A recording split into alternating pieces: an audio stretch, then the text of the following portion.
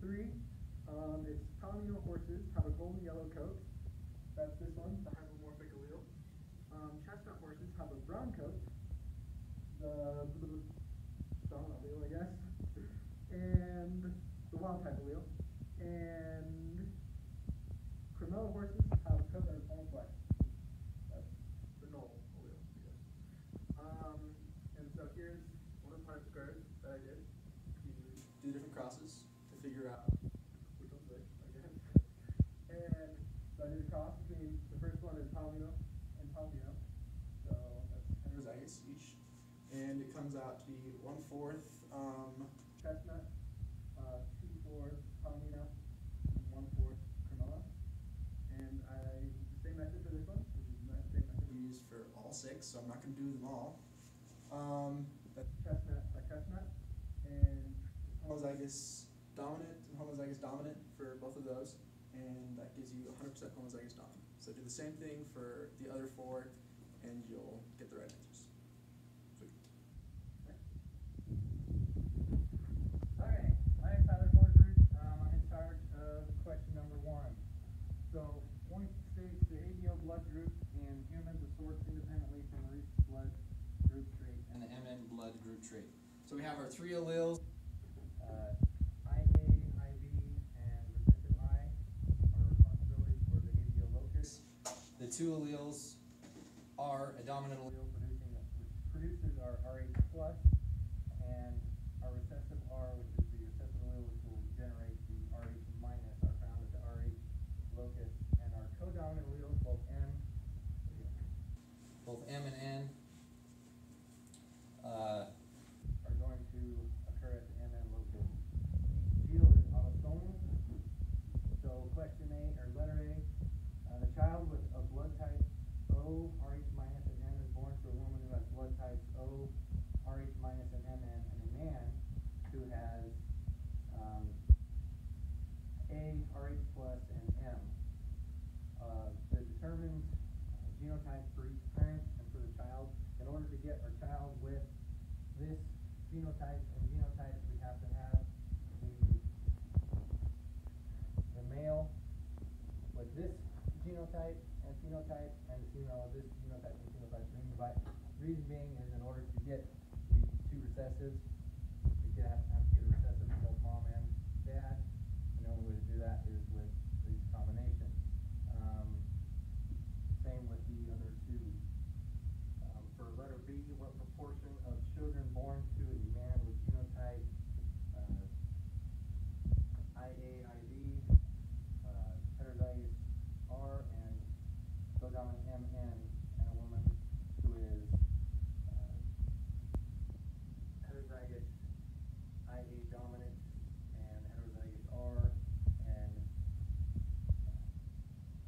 homozygous dominant with N, will have the blood types B, RH minus, and MN. These are possibilities. These are the only possibilities we come up with, and in order to get your ratios, you take your proportion of B, proportion of RH, your proportion of MN, minus them all together, and our total proportion, the chances for the child with that blood type is 0.031 or 3.1%. Same style with C, just using different alleles for mom and dad. Comes down to 0.1 or 0.5 for A. RH positive comes to 0.75 using the 3 dominant R's, and then M. In order to get M, you have to have a solid homozygous dominant M, which gives us 0.25%. All times by each other, you get 0.094 or 9.4% chance of having a child with that blood type.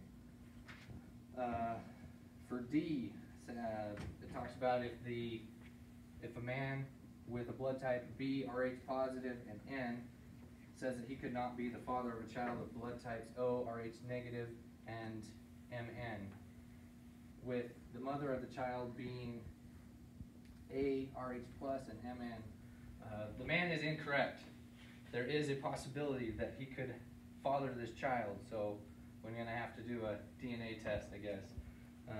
But it is a small percentage, but it is a possibility. So with the father still being B, these are your alleles that he would have. Mom to have A could have that, which in turn would give us our homozygous recessive for O.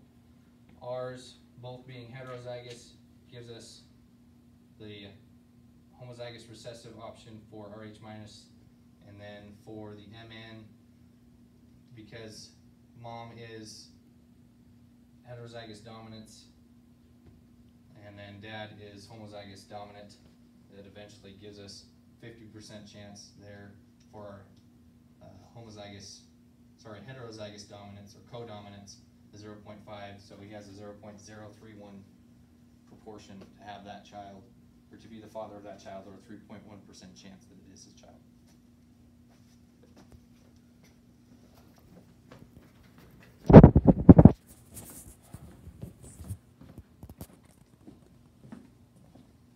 Good evening, I'm Gregory LaFoon. So I did problem number 2, which can also be known as the flower problem. Up here in the right hand corner, I have the different genotypes that result in the different types of flowers. So over here on problem 2A, we're trying to find the results of 1 walnut, 1 rose, 1 pea, 1 single. We're trying to find the parent. So what I did was test crossing, and as you can see right here, I have, just through trial and error, our results of the parents. And then I also wrote out just the Punnett squares real quick. Right here we have our genotypic results as well as the phenotypic results. So for this first one, we got 4/16 walnut, 4/16 rose, 4/16 pea, and 4/16 single, which is the result that we were hoping for. As we move on to problem 2B, we were trying to find 3 rows and 1 single. Again, it's the same format. For our parents, this was our result. And then for our genotypes, interesting, we actually have 2 different genotypes that result in the rose phenotype. And so we have 4/16 and an 8/16 on that. And our final 4/16 was for the single. To the side right here, I show our phenotypic results. So we have a 12/16 for rose and a 4/16 for single, which is exactly what we were looking for. For problem 2C, it's a little bit different. We're trying to find 1 rose, 1 single. So in the Punnett square, it'll show up as 2 roses, 2 singles. Right here we have our parentage results again. We just get that through trial and error of the Punnett squares, our Punnett square results. And once we do the test crossing and multiply them together, we get our genotypic results and our phenotypic results, 8/16 for rose and 8/16 for single. So that's our 1-to-1 ratio that we were looking for. For problem 2D, we have 3 walnuts and 1 rose we're trying to find. Again, we just have our parentage results right here, our genotypic results from the Punnett square. And right here is a big fat mess of things. We have 2/16 walnut, 4/16 walnut, 2/16 rose, 2/16 walnut, 4/16 walnut, and 2/16 rose, just through all the different genotype possibilities. Once we add it all up, we get 12/16 walnut and 4/16 rose, and that follows the 3-to-1 proportion that we were looking for.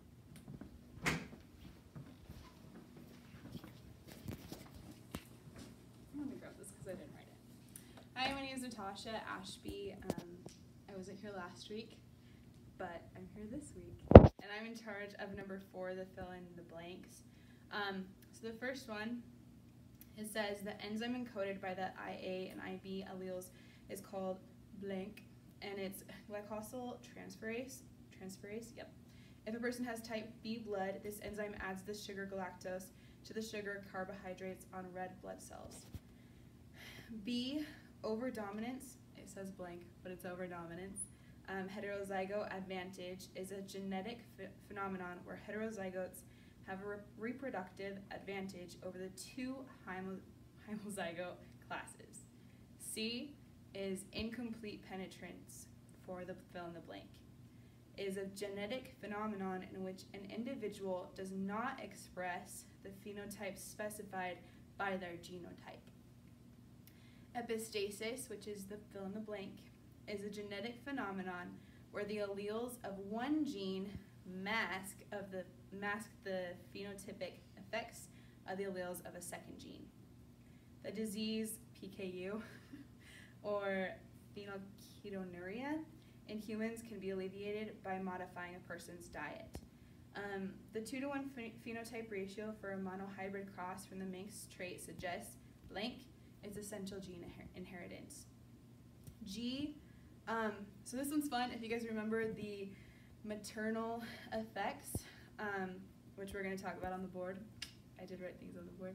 It says, this question concerns the shell coiling trait in the water snail, L. peregrina. Recall that D, dominant, is the dextral allele dominant, and a D is lowercase d, is a sinistral allele recessive. Suppose you have a large group of female snails where 30% have the dominant, capital D on both genotypes, 30% are heterozygous D, and 40% are homozygous recessive D. This population of snails is allowed to randomly mate with male water snails. 50% of the male water snails are heterozygous, while 50% of the males are homozygous recessive. What are the phenotypic ratios of the progeny snails? As we know, with the maternal effects, whatever the mother or the female has, it's going to take over for the phenotypes. So technically, although we're given the males, the question asks for the phenotype ratio. So technically it's going to be 2 females. So here are your percentages. So here you have your homozygous dominant for capital D, and that was 30%. And this is dextral, which means that it's going to be going on the left-hand side for the snail, okay? The heterozygous D is also 30%, so it's also going to be going left side. And then D recessive, homozygous recessive, is 40%, which is sinistral, so it's going to be going the opposite because the bad guy is always on the right-hand man. So the phenotype ratio, because these are the 2 phenotypes that we're going to see, because the maternals are going to take over, which are going to be dextral, so it's going to be going over the left-hand side, and sinistral is only 1. The phenotype ratio is going to be 2 to 1. So rather than the percentages, it's going to be 2 to 1. For H, this says, this question concerns the leaf pigmentation trait in the 4 o'clock plant, M. jalapa. Suppose you have a population where 40% of the female plants are green, while 60% of the female plants are white. You also have a population of male plants where 50% are green and 50% are white. You allow these male and female plants to randomly mate. What are the phenotypic ratios of the progeny plants? In the reading and in the instruction notes, it talked about variegated colors, which is the mix between green and white. However, again, because this is over maternal effects and we weren't given any mixed, we wouldn't see any. It would just be the green and the white for the phenotypes that would be reproduced. So that's because of the extranuclear genes that we have, that which has to do with the chloroplast, which brings out the green. And so because of that, the phenotypic ratio is going to be 1 to 1 to 0. So we have 40, 60, 0. And yeah, that's number 4. Good job. All right, so I'm Jessica Call. I'm a wildlife ecology major. I'm in charge of number 5. So this is with the guinea pigs and their coat colors. It's kind of similar to what we did on the practice with the rabbits. So it says in guinea pigs, coat color is influenced by one gene with 4 different alleles. So you'll have black, sepia, cream, and white. These alleles show a complete dominance in order, which is this order right here, with black being the most dominant, most prominent. Then you have sepia, then cream, and then your white, which is like your albino. If you think of that with the rabbits. So the questions that we're going to be doing are determining the genotypes and phenotypes of the parents with the percentages that they gave us. So for A, they were asking for a 50-50 between a black and a sepia guinea pig. Sorry, I keep thinking rabbits. So in order for that to actually happen, we have to have a black with a BS genotype and an SS for the sepia guinea pig in order to get this type of phenotype ratio of 50-50. For B, you have the 75% and then a 25% and 75% sepia. In order to do that, for the dominance to come out, you have to have an SC, because S is more dominant than C, and then an ST on the other side as well. So 2 heterozygous guinea pigs. That'll give you 75% of the phenotype sepia, because you'll have 2 SS, and then one will come out as an SC, but because sepia is more dominant over here than your cream, your sepia is actually going to be the one that's the phenotype that's going to be expressed. Yes. And then you have a CC. That is wrong, so don't have it. Then for C, you have a 50% black, 25% sepia, and 25% white. So in order for that to happen, you have to have a BW, so a black-white traits, and then a CW. I feel like I keep repeating myself, so well, this is good, I guess. And that'll give you the ratio that you're looking for here. And then for the last one, you have a 75% black and a 25% white. Yeah, I'm gonna help you.